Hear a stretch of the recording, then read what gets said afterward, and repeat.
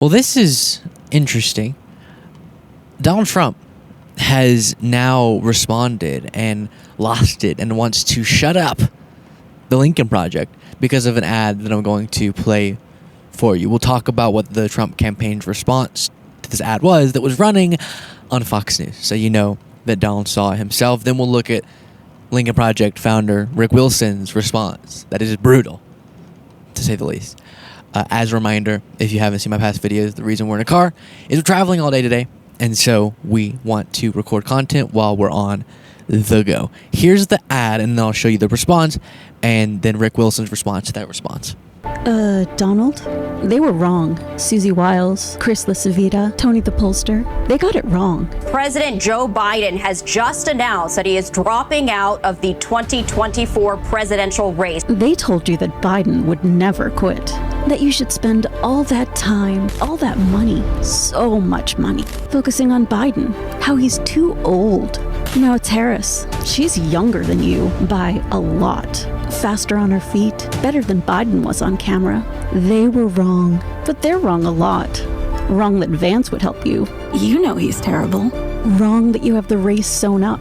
It's sad, Donald. They spend more time trying to keep you under control than trying to win. More time trying to keep you from looking at what they're spending, what they're doing behind your back. Sad. Maybe you're losing your grip, Donald. Maybe you're the only one who could run your campaign. If Susie and Chris got it so wrong on Biden, what else have they screwed up?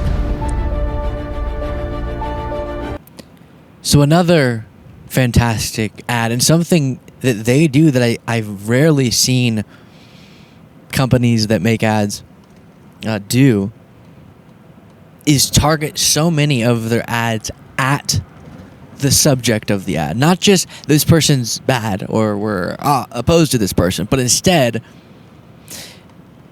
mocking, taunting, or even acting like they're sort of on the side of the person. They got it wrong. You can't trust them.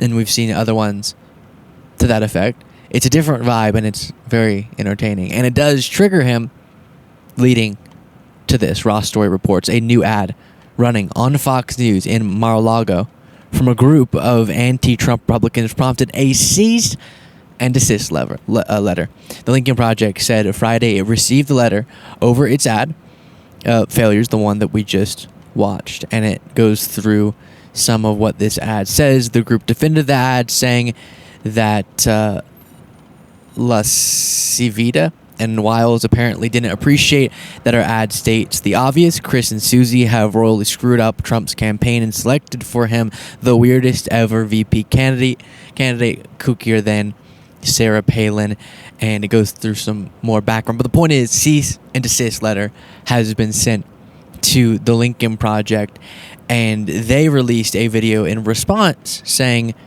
"Go ahead, Donald, sue us." A little bit of direct communication with you, Donald Trump, right now. Because the Donald Trump for President campaign hit a bunch of people this afternoon with cease and desist letters because our ads were too mean for little Don. Poor little baby Donald got very upset because our ads were mean to him. You know, Donald, told you this before. 1,309 days ago, I believe it was the first time you threatened to sue us. You never did. Then you threatened to sue us about a year and a half ago. You never did.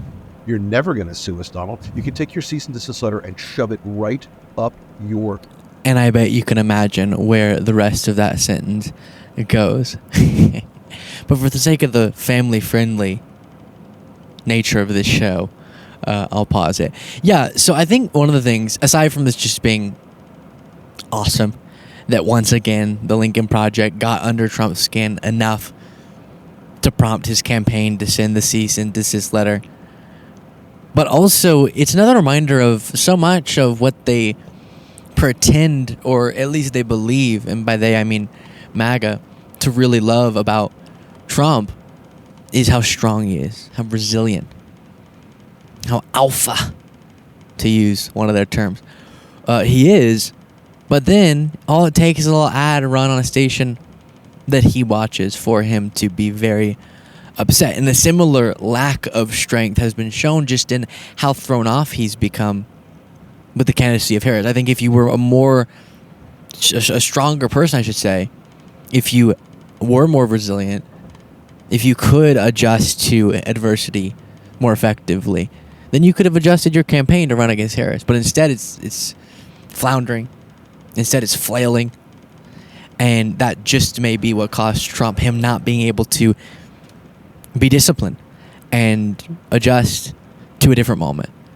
And I think that's another sign of him actually representing the opposite of the characteristic that MAGA thinks they love so much about him. And here, just very, very petty and thin-skinned. Let me know what you thought of all that in the comments. If you want to support the work this show does, you can do so by clicking the join button below.